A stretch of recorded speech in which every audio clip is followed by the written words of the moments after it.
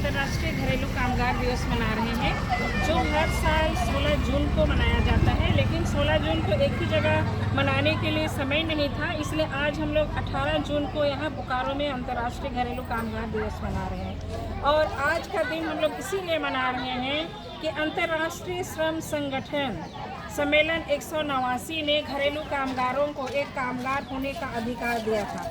ठीक 15 साल पहले 2011 में ये अधिकार हमें मिला था और आज हम 15वीं वर्षगांठ मना रहे हैं अंतर्राष्ट्रीय श्रम संगठन सम्मेलन 189 का। और उस दिन को मनाने के लिए हम चाहें कि एक रैली करें और अपनी जो भी मांगे हैं उसको सरकार के समक्ष मीडिया कर्मियों के सहायता से हम अपनी आवाज़ को सरकार तक पहुंचा सकते हैं। तो हमारी मुख्य मांगे ये है कि घरेलू कामगारों के लिए एक राज्य स्तरीय कानून बनाए। कहे कि घरेलू कामगारों को बहुत ही निचले तबके का वर्ग माना जाता है और उसके लिए अभी तक कोई भी ऐसा कानून नहीं है जिसके अंदर घरेलू कामगार आते हैं। और घरेलू कामगारों को उचित मजदूरी नहीं मिलती है, न्यूनतम मजदूरी भी नहीं मिलती है। लेकिन न्यूनतम मजदूरी ना मांग करके हम उचित मजदूरी की मांग कर रहे हैं, ताकि घरेलू कामगार एक अच्छी तरह से अपना परिवार का गुजर बसर कर सके और अपना परिवार को सही ढंग से चला सके।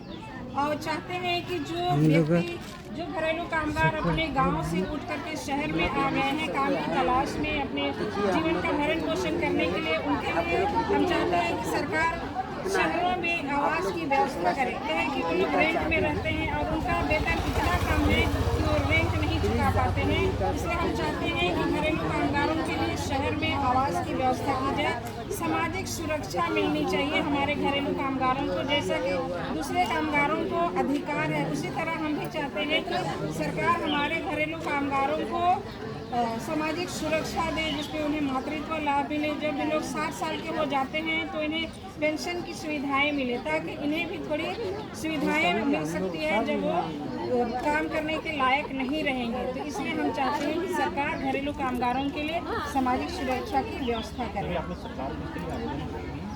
हम लोग कई बार सरकार को आवेदन किए हैं, कई बार हम लोग रैली धरना किए हैं, लेकिन इस बार यहाँ बोकारो में भी हम लोग कर रहे हैं। हालांकि हम लोग रांची में कई बार कर चुके हैं, यहाँ तक कि हम लोग अपना बिल ड्राफ्ट घरेलू कामगारों का बिल ड्राफ्ट करके भी हम लोग श्रम विभाग में जमा किए हैं, लेकिन अभी तक उसका कोई उत्तर नहीं आया है। हम लोग उसका इंतजार कर रहे हैं और इसलिए हम लोगों का लड़ाई आगे बढ़ते जा रहा है।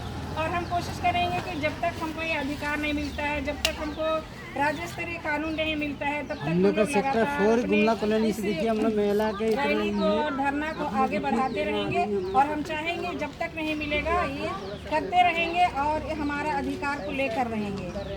सरकार अगर मांगों को नहीं मानती तो क्या करेंगे? सरकार अगर मांगों को नहीं मानती है तो फिर हम रांची से हम सीधे भारत सरकार तक पहुंचने की कोशिश करेंगे। हमारी ये रैली दिल्ली तक भी जा सकती है।